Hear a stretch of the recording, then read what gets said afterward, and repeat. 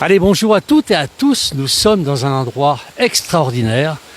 Nous sommes avec Jacques Gaillard devant le moulin de la Tourne. Un des très très rares moulins, c'est le seul en Savoie, je crois. Et c'est très très rare maintenant en France de trouver des moulins qui fabriquent du papier à partir de chiffon. Bonjour. Alors expliquez-moi un petit peu ce... Eh bien écoutez, comme vous le dites, je suis maître papetier et je fabrique du papier comme on l'a fait pendant 500 ans avec des vieux linges usés que les chiffonniers savoyards ramassaient dans les familles pour fabriquer du papier. Des vieux linges en chanvre et en lin, donc des fibres végétales qui servent à fabriquer le papier depuis 5000 ans, avec les Chinois qui l'ont créé il y a plus de 5000 ans maintenant.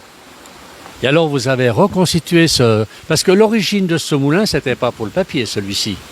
Non, c'était un ancien moulin à grains qui était en ruine et que j'ai reconstitué, reconstruit en moulin à papier. Il faut savoir qu'au Moyen-Âge, quand le papier est arrivé chez nous, en Savoie, au XIIIe siècle, fin du XIIe, eh bien, les gens qui possédaient des moulins à grains ont souvent, pour certains, transformé leur moulin en moulin à papier parce que tout simplement le papier était vendu très cher et donc ils gagnaient beaucoup plus d'argent en fabriquant du papier qu'en moulant le grain, quoi. Voilà. Hein. Alors on va les visiter, on va rentrer maintenant dans ce moulin quand même. Vous allez nous expliquer un petit peu les différentes phases de fabrication du papier. On y va ? Allez.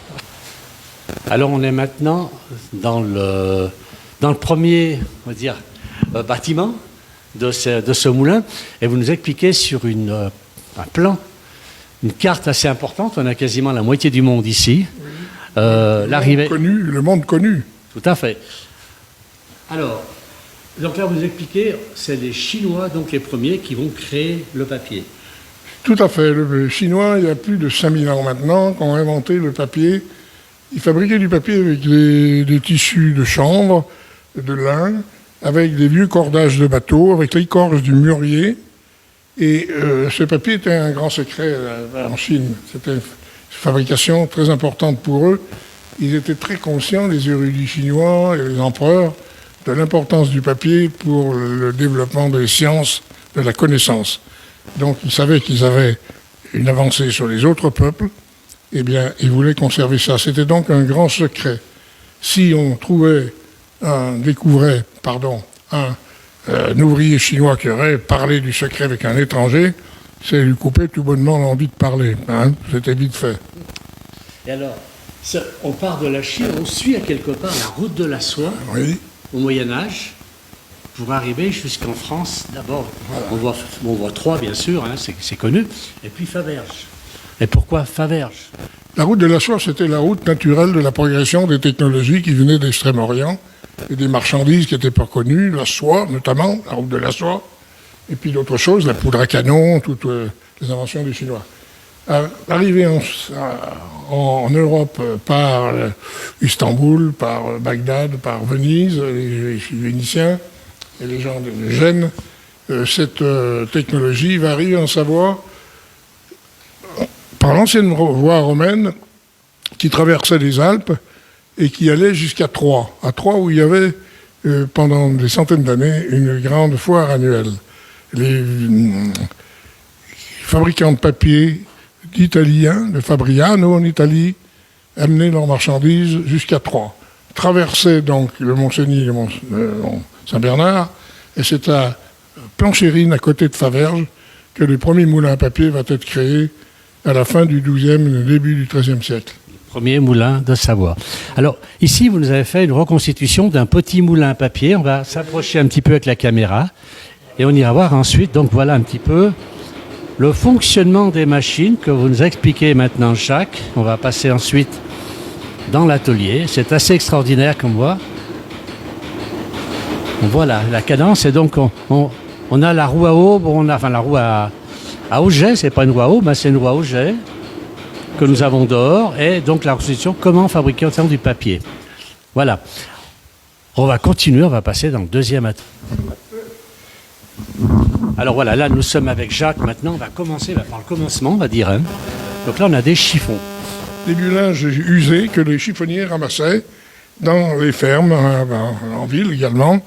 Les vieux linges usés, les chemises de nuit de grand-mère, les vieux draps de lit, et les linges, et ensuite aussi, bien sûr, en même temps, les peaux de lapin. Là, on a une peau de lapin. On est obligé d'avoir des peaux de lapin pour fabriquer du papier dans un moulin à papier. Ensuite, un autre homme qui s'appelle le dérompeur va découper ces morceaux de chiffon, on les met dans des auges en pierre qui s'appellent le pourrissoir, on les arrose d'eau et on les laisse pas pourrir mais fermenter tout doucement pendant quelques jours pour les attendrir, les fibres de cellulose qui constituent ces chiffons, ces plantes, c'est les fibres qui tiennent debout toutes les plantes de la création, sont très dures, donc il faut les ramollir par une certaine fermentation. Ensuite, on va les mettre, bien entendu, dans le moulin. Alors, depuis la fermentation, on va sur ces moulins ici. Alors, on va voir un petit peu pourquoi 3 moulins déjà. Pourquoi? Le moulin se compose de 3 groupes de 3 maillets avec des auges en pierre en dessous des maillets qui s'appellent le creux de pile. Il y a un arbre à cames qui soulève les maillets d'une manière alternative. Tout le moulin fonctionne complètement, toute la journée, jour et nuit. Et dans ces auges en pierre, on va mettre les chiffons qui ont été attendris par la fermentation, on rajoute de l'eau, et par 3 opérations successives, on va défibrer ce chiffon et en faire une pâte qui deviendra la pâte à papier. Donc quand on a fait les 3 phases, ça devient de la pâte à papier. Voilà. Alors est-ce que vous pouvez nous faire voir un petit peu cette pâte, comment on l'utilise ensuite? Ah oui. Ah oui. Alors là, Jacques, qu'est-ce qui se passe dans ce grand réservoir? D'habitude, dans le Savoie, quand on a une cuve comme ça, c'est pour préparer le fromage, le Beaufort. Là, c'est pas le cas. Non, c'est une cuve à papier, en cuivre, que j'ai trouvé également en Auvergne. Parce qu'en Auvergne, il est resté de nombreux moulins en ruine et qu'on a pu récupérer du matériel. Alors, qu'est-ce qu'on va faire avec... attendez, vous avez de l'ombre là sur le filigrane.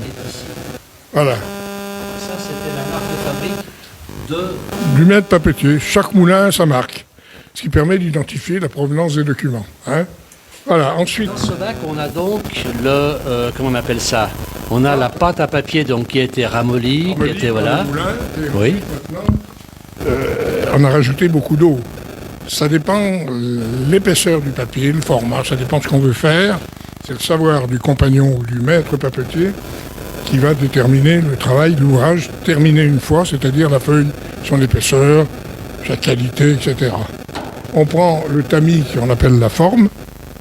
Ça, c'est une petite forme A4. On va aller chercher la pâte.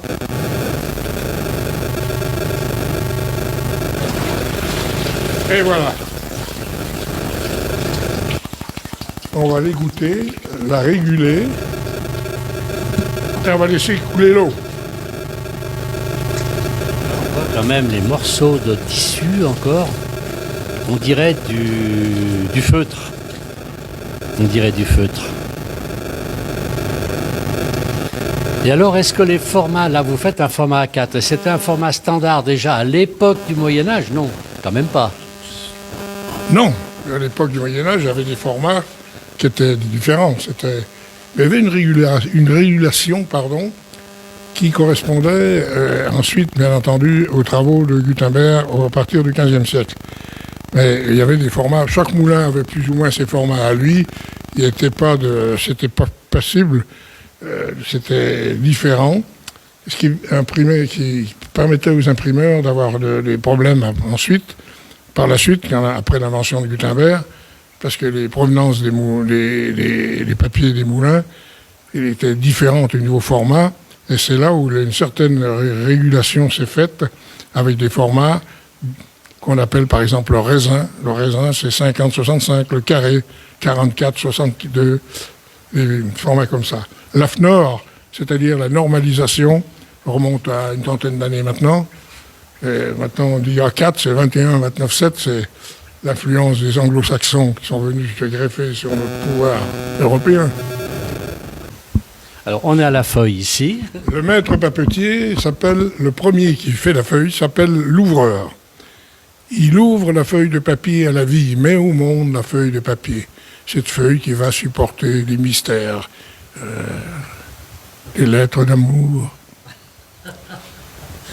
Beaucoup de mystères. Beaucoup de mystères. Le deuxième s'appelle l'ouvreur. Travaille donc en équipe. Non, l'ouvreur, c'était le premier, excusez-moi, couperez. Et le deuxième s'appelle le coucheur. Est-ce que ça vient de ce terme, le papier couché? Non. Non, pas du tout. Le papier couché, c'est du papier industriel qui est fait avec une couche de kaolin et qu'on passe dans des calandres à chaud pour le rendre brillant. Et à cette époque-là, ça n'existe pas. Alors là, donc, vous allez coucher le papier, là, par contre. On y va. Vous voyez comme ça. Bon, couperez. Alors là, vous écrasez, là. Voilà, votre feuille, elle a été couchée sur le feutre. Le feutre qui est fait avec les peaux de lapin, parce qu'avec les poils de lapin dans les moulins, on fait du feutre. Et avec les peaux, on fait de la colle pour coller le papier, parce que ce que je viens de faire, eh bien ça, c'est pas du papier, c'est du buvard. Si je veux que je puisse écrire avec de l'encre, comme au Moyen-Âge dessus, il faut que je colle mon papier. Alors, on va le presser, on en fait... Là, on retrouve le filigrane. On va le filigrane, oui, vous pouvez regarder de plus près. Enlevez donc s'il n'y a pas d'ombre dessus. Vous l'avez? Parfait. Donc, le coucheur va mettre un feutre. Pendant ce temps, l'ouvreur fait une autre feuille. Et on va coucher une deuxième feuille, etc., etc. 1 heure après, il y en a 100. C'est haut comme ça, c'est plein d'eau, ça ruisselle d'eau. Il faut ensuite aller au pressoir à papier, là-bas au bout. Alors, on va aller voir ce pressoir. Donc, c'est le pressoir qui est ici, qui est un pressoir de l'époque. Oui, parce qu'avec une roue... Pardon, c'était le... 13e siècle. Celui-ci. Ah oui. D'époque. Je l'ai trouvé à Ambert, dans la région d'Ambert. Donc, ensuite, on presse, on enlève le maximum d'eau. Les feuilles sont sèches, sont pas sèches, pardon, excusez-moi, elles sont pressées. Il y a beaucoup moins d'eau dedans. Elles sont toujours humides, mais moins d'eau. On peut les prendre délicatement et les mettre sur des fils dans des étendoirs que vous avez dans l'entrée. Donc, on va étendre le papier pour le faire sécher. Voilà. Sur des cordages, très souvent aussi dans les greniers des moulins qui étaient équipés pour étendre le papier. Comme les dames étendaient le linge dans les campagnes, dans les greniers. Et selon l'humidité, c'était... Ça va durer plusieurs jours. Ça dépend du degré d'humidité, la chaleur, le vent, la ventilation. Les facteurs naturels. Hein. Ensuite, ces feuilles de papier sont sèches, un peu gondolées. On va les presser sous une presse comme celle-là. Celle-ci d'ailleurs. C'est la presse à satiner. La presse à satiner, on va serrer très fort les feuilles et on va les laisser pendant 10 jours, 8 de jours, serrer en serrant un peu tous les jours parce que ça a tendance à se tasser. Tout doucement, ça se tasse, puis on écrase le grain, si vous voulez. Hein. Voilà. Et ça la rend plus plate, plus apte à recevoir l'écriture de la plume d'or, bien sûr. Voilà. Eh bien, écoutez, Jacques, on va vous remercier quand même pour toutes ces informations. Personnellement, j'ai appris beaucoup de choses, moi, aujourd'hui. Je ne comprenais pas comment on pouvait faire du papier avec des chiffons. Voilà, des petits bouts de tissu.